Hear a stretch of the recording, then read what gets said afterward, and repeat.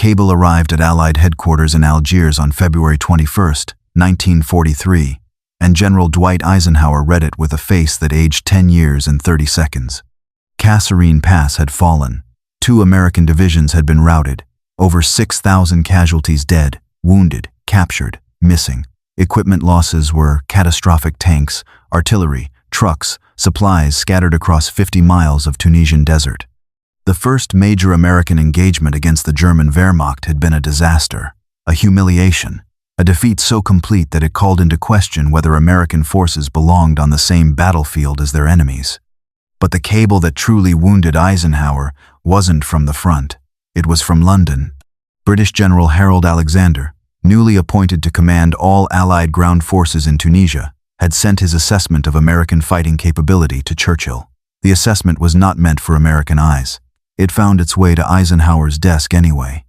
American troops are poorly led, poorly trained, and psychologically unprepared for combat against German forces. They lack the discipline and fighting spirit necessary for modern warfare. I have gruesome doubts about their ability to contribute meaningfully to offensive operations. Recommend American forces be assigned secondary roles until their deficiencies can be addressed. Secondary roles. Eisenhower set the cable down and stared out the window at the North African sun. The British thought Americans couldn't fight. They thought Kasserine had proven it. They wanted to sideline American forces, use them as reserves and garrison troops while British armies won the war. They were wrong. Catastrophically, insultingly, historically wrong, because 6 weeks later, those same poorly trained Americans would destroy 2 German divisions at a place called Guettar. They would prove that Kasserine was not a reflection of American capability, it was a reflection of American leadership. And when the leadership changed, everything changed. But the battle between Americans and Germans was only half the story. The other half was a battle between Americans and British, a clash of egos, tactics, and national pride that would shape the entire Allied war effort. A conflict so bitter that officers on both sides used words like coward and reckless to describe their allies. To understand how American soldiers went from humiliation to vindication in 6 weeks, we have to go back to February 1943, when the British assessment of American fighting capability was about to collide with an American general who would prove them wrong through sheer, furious, relentless will. The British methods would enrage him first. The British condescension would fuel him further. And what happened at Guettar would force the entire British military establishment to admit they had misjudged the men they dismissed as amateurs. January 1943. Tunisia. Major James Thornton of the British First Army arrived in Tunisia with 2 years of combat experience and a set of assumptions about Americans that would be tested in the coming weeks. Thornton had fought at El Alamein. He had survived Rommel's offensives, learned the bitter lessons of desert warfare, watched British forces transform from a beaten army into a victorious one under Montgomery's command. He understood what it took to defeat the Afrika Korps: patience, preparation, overwhelming firepower, the methodical application of force that left nothing to chance. The Americans, he had been told, understood none of this. His first impression of American forces confirmed everything he had heard. He was attached to 2 Corps as a liaison officer in mid-January, tasked with coordinating operations between British and American units. What he found was an army that seemed to be playing at war rather than fighting one. American soldiers wore their uniforms incorrectly. They addressed officers with casual familiarity that would have earned a British soldier severe punishment. They complained openly about food, weather, and conditions that British troops had learned to accept without comment. They seemed to believe that their equipment, their tanks, their trucks, their abundant supplies would win the war without requiring them to suffer. Thornton recorded his observations in meticulous detail. American enlisted men display marked indiscipline compared to British standards. Saluting is inconsistent. Uniform standards are poorly enforced. Soldiers engage officers in conversation as though addressing equals. Combat readiness appears secondary to personal comfort. Officer corps shows similar deficiencies. Command decisions are made slowly, often by committee. Tactical doctrine appears to be understood theoretically but not practically. Fieldcraft is poor. Map reading skills are inadequate. Overall assessment: American forces are not prepared for combat against experienced enemy. He was not wrong about any of this. The American army that arrived in North Africa in late 1942 was not ready for the war it was about to fight. It had been trained in the United States, on American terrain, against imaginary enemies who behaved according to American assumptions. It had never faced the Wehrmacht. It had never experienced the speed and violence of German armored warfare. It had never been tested. But Thornton made the same mistake that Alexander and Churchill and most of the British military establishment made. He assumed that the deficiencies he observed were permanent. He assumed that American soldiers could not learn, could not adapt, could not transform themselves through the brutal education of combat. He was about to discover how wrong that assumption was. February 14th, 1943, Kasserine Pass. The German offensive began with a speed that caught the entire Allied command by surprise. Rommel had concentrated 2 panzer divisions against the weakest point in the Allied line, the junction between American and French forces in central Tunisia. His objective was Kasserine Pass, a gap in the mountains that controlled access to the Allied rear areas. Thornton was attached to an American infantry regiment holding positions south of the pass. He had spent the previous week observing their preparations and had reported to his superiors that American defensive positions are adequate but reflect limited understanding of German offensive tactics. Units are spread too thin. Reserve positions have not been prepared. Recommend reinforcement before German attack materializes. His recommendation was not acted upon, and on February 14th, his predictions were proven correct in the worst possible way.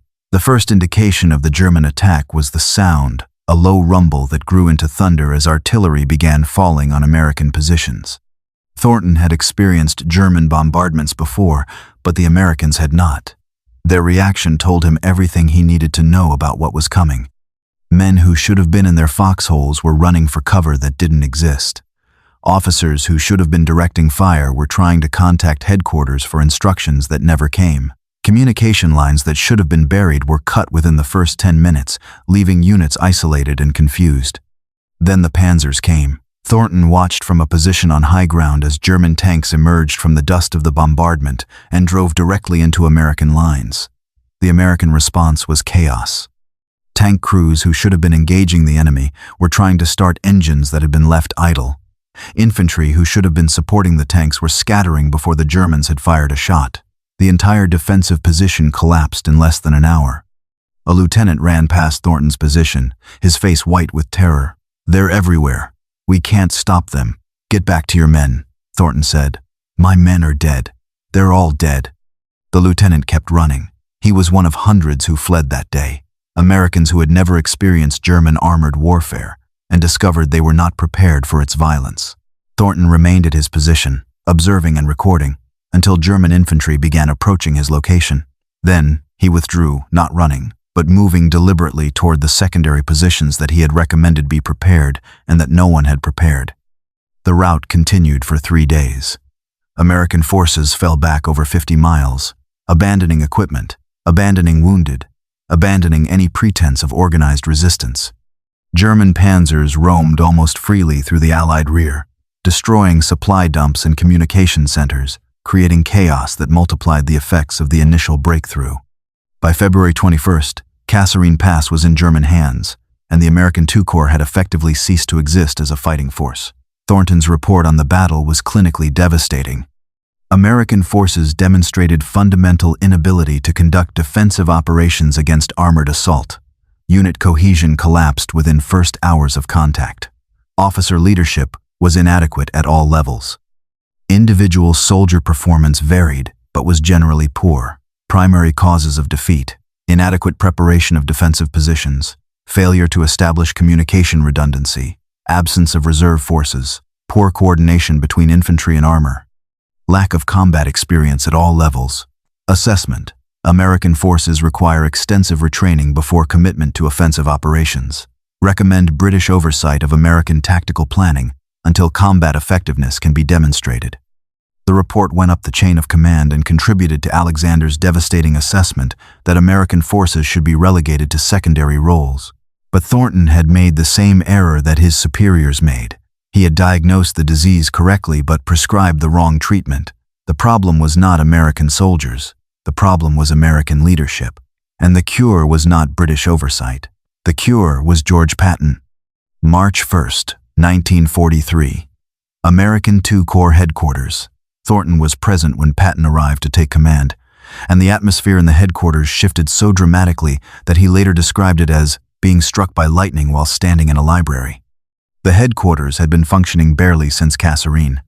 Officers went through the motions of planning and coordinating, but there was a defeated quality to everything they did. Reports were filed without urgency. Meetings dragged on without resolution. The entire command structure seemed to be waiting for someone to tell them what to do. Patton arrived at 0600 hours, immaculate in his uniform, ivory-handled pistols on his hips, riding crop in his hand. He did not announce himself. He did not ask to be briefed. He simply walked through the headquarters, examining officers and enlisted men with eyes that seemed to be calculating exactly how many of them deserved to be shot. For 3 full minutes, no one spoke. Then Patton stopped in front of a captain whose uniform was wrinkled and whose boots were unpolished. "What's your name?" "Captain Morrison, sir." "Captain Morrison, you look like a goddamn disgrace. Get out of my sight. Fix your uniform. Come back when you look like an officer of the United States Army." The captain fled. Patton turned to the room. "Let me make one thing clear. I don't know what you people have been doing for the past 2 weeks, but whatever it was, it's over. This corps is going to fight. This corps is going to win. And any man who doesn't meet my standards will be relieved, reduced, or removed. Am I clear?" Silence. I said, "Am I clear?" "Yes, sir." "Good. Now, someone get me a map and tell me where the Germans are. We have work to do." Within 24 hours, Patton had transformed 2 corps. The transformation began with appearances. Patton believed that soldiers who looked like soldiers would fight like soldiers. He issued orders that helmets would be worn at all times, that uniforms would be complete and correct, that officers would wear ties even in the field. Violations were punished with fines: $25 for a missing helmet, $50 for improper uniform. The soldiers hated it. They had been fighting in the desert, not parading on a parade ground. They didn't understand why the new general cared more about their neckties than their training. But Patton understood something that the soldiers did not. Discipline in small things created discipline in large things. An army that couldn't be bothered to wear helmets couldn't be trusted to hold positions under fire. An army that looked defeated would fight defeated. He wanted his men to look like warriors. And slowly, they began to feel like warriors. The transformation continued with accountability. Officers who had failed at Kasserine were ruthlessly evaluated. Some were relieved of command. Others were given a single chance to prove they had learned from their mistakes. Patton made it clear that he would accept failure once. He would not accept excuses. A battalion commander who blamed his collapse at Kasserine on poor intelligence was relieved on the spot. "Intelligence told you the Germans were coming," Patton said. "What more did you need? A personal invitation? You had men and guns and a mission. You failed. Get out." The officer was on a transport back to the United States within a week. Word spread through the corps. The new general was serious. The new general did not accept excuses. The new general expected every man to do his duty, and God help the man who fell short. The final element of the transformation was Patton himself. He was everywhere, at the front, at the rear, at positions no general had any business visiting. He talked to privates and sergeants as readily as to colonels and majors. He asked questions. He listened to answers. He made it clear that he knew what was happening in his command and that nothing escaped his attention. A sergeant in the 1st Armored Division described the effect. "Before Patton, we felt like we'd been forgotten. The brass was back in Algiers, and we were out here dying. When Patton showed up, everything changed. He was right there with us, walking through positions, asking about our equipment, wanting to know if we had what we needed. You got the feeling that someone actually gave a damn whether we lived or died. That feeling was contagious. Soldiers who had felt abandoned began to feel supported. Units that had been demoralized began to recover. The corps that had collapsed at Kasserine began to believe that collapse was not inevitable, that with the right leadership, they could fight and win. Patton gave them 2 weeks to prepare. 2 weeks of drilling, training, rehearsing. 2 weeks of learning to coordinate armor and infantry and artillery the way the Germans had been doing for years. 2 weeks of becoming the army they should have been when they landed in North Africa. And then he gave them the Germans. March 16th, 1943, Guettar. Patton had been given a mission attacked the German flank at Guettar to support Montgomery's main offensive against the Meurith line. It was supposed to be a secondary operation, a diversion, something to keep the Germans occupied while British forces delivered the decisive blow. Alexander had made the mission's secondary status explicitly clear. American forces were to demonstrate against German positions, not actually take them. They were to make noise, draw attention, allow British forces to achieve the real victory. It was precisely the secondary role that British commanders had recommended after Kasserine. Patton had other ideas. He had spent 2 weeks preparing his corps for the attack, drilling units in coordination, rehearsing tactics, ensuring that every man understood his role. He had personally reconnoitered the terrain, climbing hills with binoculars while his staff officers worried about snipers. He had identified the German positions, studied their defensive arrangements, and developed an assault plan that exploited weaknesses the Germans didn't know they had. Most importantly, he had transformed the spirit of his army. Every day, he appeared at different units unannounced. He inspected equipment, uniforms, weapons. He asked soldiers about their training, their readiness, their confidence. He told them, in language that was crude and direct and absolutely sincere, that they were going to kill Germans, and that any man who failed to do his part would answer to Patton personally. The effect was electric. Private Robert Callahan, a rifleman in the 1st Infantry Division, described the change in a letter to his brother. This new general is something else. He walks around like he owns the place, which I guess he does. He wears these pearl-handled pistols and talks like a cowboy from the movies. But he makes you believe we're going to win. Before he came, everyone was scared of the Germans. Now everyone's scared of Patton. And that means we're not scared of the Germans anymore. The attack began at 0600 hours on March 16th. American artillery opened a barrage that lasted 45 minutes, over 10,000 rounds falling on German positions, the most concentrated American fire mission of the North African campaign. The ground shook. The sky turned orange with muzzle flashes. German soldiers who had survived El Alamein said later that they had never experienced anything like it. Then the infantry advanced. Thornton was attached to an American battalion during the assault, having requested frontline observation despite British skepticism that there would be anything worth observing. What he witnessed in the first hour forced him to question every assumption he had made about American soldiers. The first objective was Hill 336, a rocky prominence overlooking the Guettar plain. German infantry held it in strength 2 companies of experienced troops with machine guns, mortars, and pre-registered artillery support. Standard military doctrine suggested that taking such a position would require a 3-to-1 numerical advantage and extensive artillery preparation. The Americans attacked with roughly equal numbers. They had artillery support but not overwhelming superiority. What they had was something that Thornton had not seen in American units before. They had fury. The lead company crossed the open ground toward Hill 336 at a dead run, not walking, not advancing by bounds, but sprinting directly at the German positions. Men fell machine gun fire cut through the formation, but the others kept running, screaming, firing from the hip.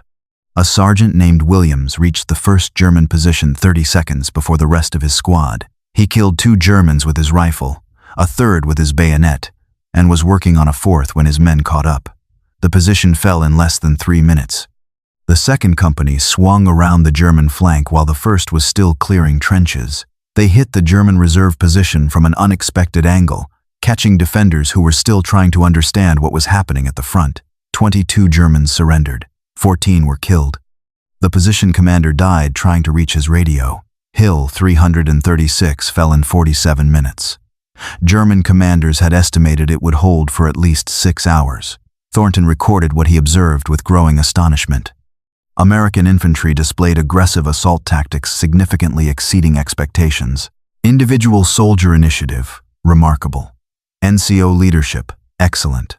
Casualties accepted, without apparent effect on unit morale or momentum. Note: these are the same units that collapsed at Kasserine 6 weeks ago.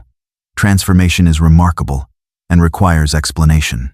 The explanation was Patton, but it was also something deeper, something that Kasserine had created and Guettar was now releasing. The Americans were angry. They were angry at the Germans for beating them. They were angry at the British for dismissing them. They were angry at themselves for running when they should have fought. and they were channeling that anger into a ferocity that shocked everyone who witnessed it. A tank platoon, led by Lieutenant Harrison, encountered a German anti-tank position that was holding up the entire battalion advance. Standard doctrine called for infantry to clear such positions, but the infantry was still consolidating on Hill 336. Harrison didn't wait for infantry. He ordered his 4 tanks forward at maximum speed, charging directly at the German guns. The lead tank, his tank took a hit that killed his driver and wounded his loader. Harrison continued advancing, firing his main gun, machine guns blazing, closing the distance so quickly that the German gunners couldn't track him. His tank crushed the first anti-tank gun under its treads. His surviving crew dismounted and killed the crew of the second gun with pistols and grenades. The third gun crew fled. Harrison then remounted his damaged tank, backed it away from the destroyed German position, and continued advancing toward the next objective.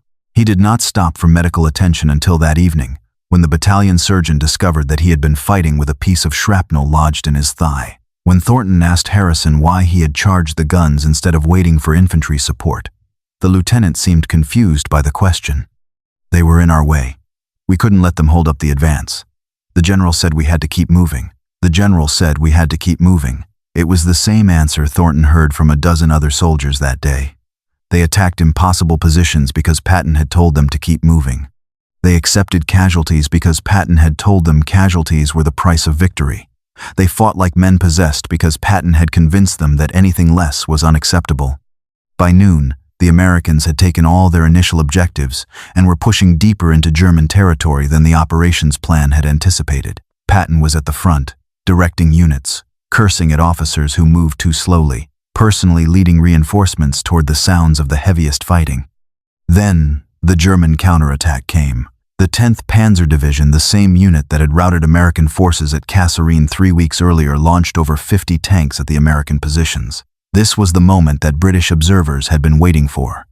This was where the Americans would break, where the transformation would be revealed as superficial, where the reality of German armored superiority would reassert itself. The panzers advanced in the formations that had shattered American defenses at Kasserine.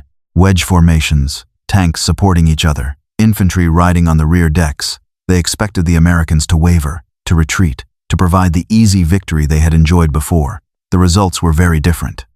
American tank destroyers M10 vehicles specifically designed to kill German armor had been positioned in concealed locations along the expected German approach route. Patton had studied German tactics. He knew they would counterattack. He knew the routes they would use, and he had prepared accordingly. The tank destroyers let the panzers close to 800 yards point-blank range for their 3-inch guns. Then they opened fire simultaneously from multiple positions, creating a crossfire that caught the German formation from 3 directions at once. The lead German tank exploded before its crew knew they were under fire. The second tank tried to reverse and was hit twice in the side armor. The third tank's turret was blown completely off by an ammunition explosion. 32 German tanks were burning within the first 20 minutes. Thornton watched from an observation post as the German attack disintegrated. Panzers that had terrorized American forces at Kasserine were now burning hulks, their crews dead or fleeing, their supporting infantry scattered across the desert without armored protection. The surviving German tanks attempted to withdraw, but American artillery had registered the routes they would need to use. Shells fell among the retreating Germans with accuracy that the Germans had not believed Americans capable of achieving. More tanks died. More crews burned. By nightfall, the 10th Panzer Division had lost over half its armor and had been forced to abandon positions it had held since Kasserine.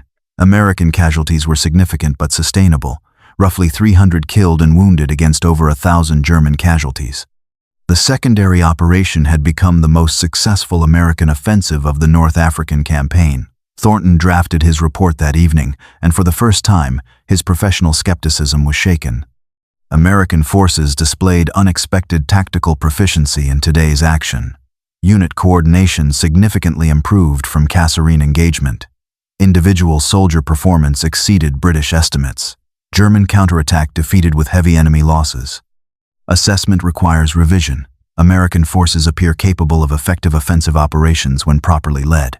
Previous failures may be attributable to leadership deficiencies rather than inherent soldier quality. It was the closest thing to an admission of error that British military culture permitted. But the battle was not over, and the tensions between American and British forces were about to become even more intense. March 17th through 25th, 1943. The Germans did not accept their defeat at Guettar quietly. Rommel himself had been evacuated due to illness, but his replacement was determined to prove that American success had been a fluke. Counterattack followed counterattack, each one designed to throw the Americans back and restore the line that had held since Kasserine. Each counterattack failed.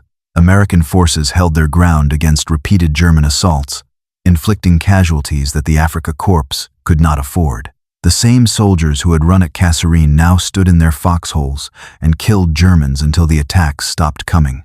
Thornton observed a German assault on March 20th that captured the transformation of American forces more clearly than any report he could write.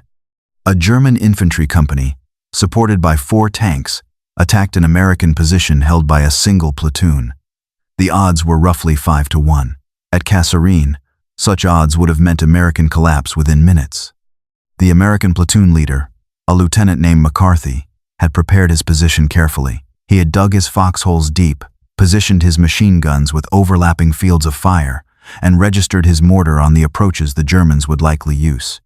He had done everything Patton demanded, and he had done it not because he was ordered to, but because he understood that preparation was the difference between survival and annihilation. When the Germans attacked, McCarthy's platoon held. They held for 3 hours against repeated assaults. They destroyed 2 of the 4 supporting tanks with bazooka fire. They killed over 40 German infantry and wounded countless more. When their ammunition ran low, McCarthy organized a counterattack that drove the surviving Germans back 200 yards. At the end of the engagement, McCarthy had lost 8 men killed and 12 wounded, half his platoon. But he had held his position, and the Germans had learned that American infantry could not be broken by numerical superiority alone. Thornton interviewed McCarthy after the battle. "How did you hold against those odds?" McCarthy looked at him with the flat expression of a man who had spent 3 hours killing people and was too tired for complex explanations. The general said, "Hold. We held. That's what you do. That's what you do." It was the same answer Thornton heard from dozens of American soldiers in the days that followed. They held because holding was what they were supposed to do. They fought because fighting was their job. They killed Germans because Germans were trying to kill them. There was no philosophy, no grand tactical theory, no sophisticated understanding of modern warfare, just simple, brutal determination to do what they had been told to do. This simplicity was both the strength and the weakness of American forces. They lacked the careful tactical sophistication that British officers had developed through years of experience. They made mistakes that experienced commanders would have avoided. They took casualties that better planning might have prevented. But they also displayed a directness, an aggression, a willingness to close with the enemy that British forces often lacked. Where British commanders saw obstacles, American commanders saw opportunities. Where British doctrine called for careful preparation, American doctrine called for violent execution. The clash between these philosophies came to a head on March 22nd, when Patton and British commanders met to discuss the next phase of operations. The British wanted the Americans to consolidate their gains at Guettar, while Montgomery's forces prepared another offensive against the Meath line. The Americans had done well, British officers admitted, but now it was time for professionals to take over. Patton's response entered military legend. "Consolidate? We're not going to consolidate a goddamn thing. We're going to keep attacking until we're in Tunis, or we're all dead. And if the British can't keep up, that's their problem, not ours." A British brigadier protested that American forces were not trained for deep offensive operations. Patton leaned forward, his voice dropping to a growl that every man in the room could hear. "Not trained? My men just destroyed half a panzer division while your tanks were stuck in the mud at Meath. You want to talk about training? Let's talk about training. My training is called Kill Germans. It seems to be working pretty well. General, British forces have considerably more experience. Experience losing, maybe. We've got experience winning. Now if you'll excuse me, I have Germans to kill." He walked out of the meeting, the alliance nearly fractured on the spot. Thornton recorded the exchange in his diary, adding a personal observation that he never shared with his superiors. "General Patton is insufferable, insubordinate, and possibly insane. He is also winning. British commanders would do well to study his methods rather than dismiss them. The Americans are not fighting our way. They are fighting their way, and their way is working. The fundamental disagreement between American and British tactics would never be fully resolved. British commanders believed in overwhelming preparation, Montgomery's famous doctrine of never attacking until victory was certain. American commanders believed in overwhelming aggression, Patton's doctrine, that a good plan violently executed today was better than a perfect plan next week. Both approaches had merit, both had limitations, and the desert of Tunisia became the laboratory where both were tested. The British approach minimized casualties but often allowed enemies to escape or prepare defenses. The American approach maximized shock but often resulted in higher losses and logistical problems. In the end, both were necessary. British caution preventing disasters, American aggression achieving victories. But in March 1943, the Americans were in no mood for nuanced analysis. They had been mocked as amateurs. They had been recommended for secondary roles. They had been dismissed by allies who thought they knew better. And now they were proving everyone wrong. The soldiers caught in the middle of this debate understood it imperfectly, but felt it deeply. They knew the British looked down on them. They knew they had something to prove, and they knew that Patton expected them to prove it with German blood. Sergeant William Donovan, a squad leader in the 1st Infantry Division, wrote to his wife after El Guettar, "The Brits think we can't fight. You should have seen their faces when we took those hills. They thought we'd run like we did at Kasserine. We showed them different. We're not the same army we were 6 weeks ago. The general made us into something else, something the Germans don't want to meet twice." That something else was becoming apparent to everyone who observed American forces in late March. The army that had collapsed at Kasserine had been transformed into a fighting force that could match German veterans in mobile warfare. But the transformation had not erased the memory of the defeat, and the soldiers who had lived through Kasserine carried that memory with them, using it as fuel for a determination that bordered on fury. March 25, 1943. The Battle of El Guettar ended with American forces in control of the battlefield and German forces in retreat. The 10th Panzer Division had lost over 2,000 men and 60 tanks. American casualties were significant but sustainable, roughly 900 killed, wounded, and missing. The diversion had become the most successful American offensive of the North African campaign. Thornton's final report on the engagement was a document that would be studied at British staff colleges for years afterward. American forces at El Guettar demonstrated capabilities significantly exceeding expectations based on Kasserine performance. Unit discipline, tactical coordination, and individual soldier effectiveness all showed marked improvement under General Patton's command. Assessment of American fighting quality requires substantial revision. Previous conclusions regarding inherent limitations of American troops were premature and apparently incorrect. Kasserine failure attributable to leadership and organizational factors rather than fundamental soldier deficiency. Recommend British command reconsider assumptions regarding American role in future operations. American forces have proven capable of effective offensive action against first-line German units. Continued relegation to secondary roles is no longer justified by combat performance. It was an admission that the British had been wrong. Wrong about American soldiers. Wrong about what they could accomplish. Wrong about everything except the importance of leadership, which Patton had proved beyond any argument. But the admission did not end the tension between American and British forces. If anything, it intensified it. The Americans had proven they could fight. Now they wanted respect that many British officers were reluctant to give. The rivalry that had begun at Kasserine would continue through Sicily, through Italy, through Normandy, and beyond. It would shape Allied strategy, influence command decisions, and create friction that sometimes benefited the war effort and sometimes hindered it. Montgomery and Patton would clash repeatedly in the campaigns to come. At Sicily, they raced each other to Messina, American and British forces competing against each other as much as against the Germans. In Normandy, they argued over strategy so bitterly that Eisenhower had to intervene to prevent a complete breakdown in cooperation. But beneath the rivalry lay a grudging respect that neither commander would publicly acknowledge.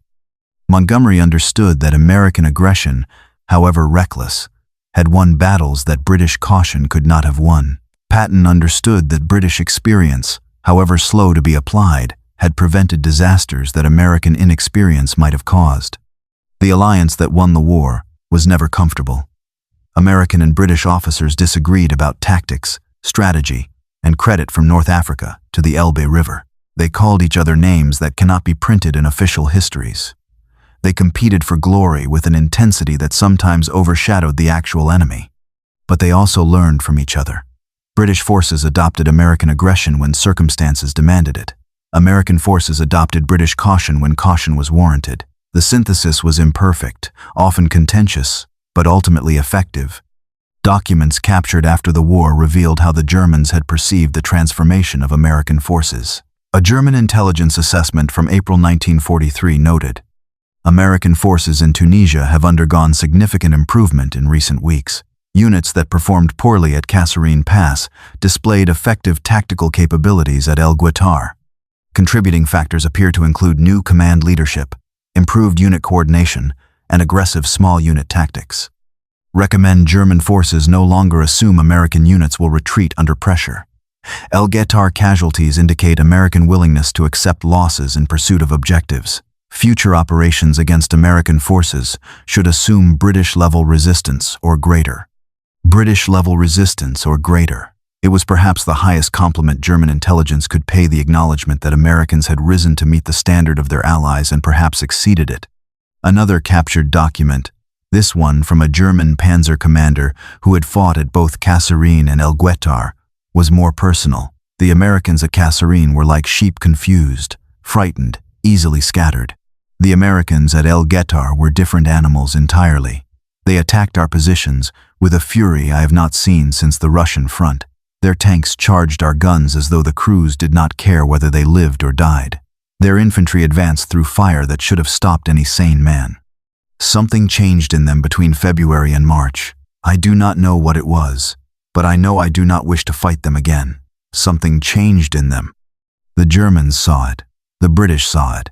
The Americans themselves felt it, a transformation from beaten amateurs to confident professionals that occurred in 6 weeks under the most intense pressure imaginable. What changed was not the soldiers. The men who ran at Kasserine were the same men who fought like lions at El Guettar. Their arms and legs had not grown stronger. Their weapons had not improved. Their training had not been repeated. What changed was leadership. What changed was belief. What changed was the understanding that they could fight, that they deserved to fight, that they were not the inferior soldiers the British assumed and the Germans expected. Patton gave them that understanding. He gave it to them through profanity and threats and the force of his impossible personality. He convinced them that they were warriors, and they became what he told them they were. General Omar Bradley, who served under Patton at El Guettar and would later command American forces in Normandy, wrote about the transformation years afterward. "Kasserine was a defeat we deserved. Our leadership was confused. Our coordination was poor. Our soldiers were thrown into battle without adequate preparation. The British were right to question our readiness, but they were wrong to question our soldiers. The same men who ran at Kasserine fought like lions at El Guettar. The difference was not the men, it was the leadership. Patton gave them confidence, coordination, and a reason to believe they could win. They did the rest. The rivalry between American and British forces would continue throughout the war. Montgomery and Patton would clash repeatedly over strategy, over credit, over the fundamental question of how modern warfare should be conducted. Their soldiers would carry the same tensions, sometimes respecting their allies, sometimes resenting them, always competing to prove that their way of fighting was the right way. But after El Guettar, one thing could no longer be questioned. American soldiers could fight. They could match German veterans in mobile warfare. They could take objectives that experienced observers thought impossible. They could transform from a beaten force to a victorious one in 6 weeks, given the right leadership and the right motivation. The British had called them amateurs. The British had recommended they be given secondary roles. The British had assessed them as fundamentally unsuited for modern combat. The Americans had answered with El Guettar. 60 years later, military historians would identify the North African campaign as the moment when the American army came of age. Not at Kasserine, where defeat taught hard lessons, but at El Guettar, where those lessons were applied with devastating effect. The soldiers who fought there would carry the memory for the rest of their lives. The memory of being mocked by allies, the memory of being beaten by enemies, and the memory of proving everyone wrong through sheer, relentless, furious determination. Private William Donovan survived the war and returned to Pennsylvania, where he worked in a steel mill until his retirement. He rarely talked about his service, but he kept a photograph on his desk until the day he died. The photograph showed a knocked-out German tank at Guettar, its turret blown off by American fire. On the side of the tank, someone had painted 3 words in white: "Who's amateur now?" It was a question that answered itself. The British had called American tactics reckless. The Americans had called British tactics cowardly. In the end, both approaches had their place: British caution preventing disasters, American aggression achieving victories. But the soldiers who fought at Guettar didn't care about strategic debates or tactical philosophies. They cared about proving that they could fight, that they deserved respect, that the humiliation of Kasserine was not who they were. They proved it with German blood on Tunisian sand. And the army that emerged from North Africa, confident, experienced, and very, very angry, would go on to liberate Europe. The British had predicted they would fail. The Germans had expected them to run. Both were wrong. The Americans had learned to fight. And once they learned, they didn't stop until the war was over.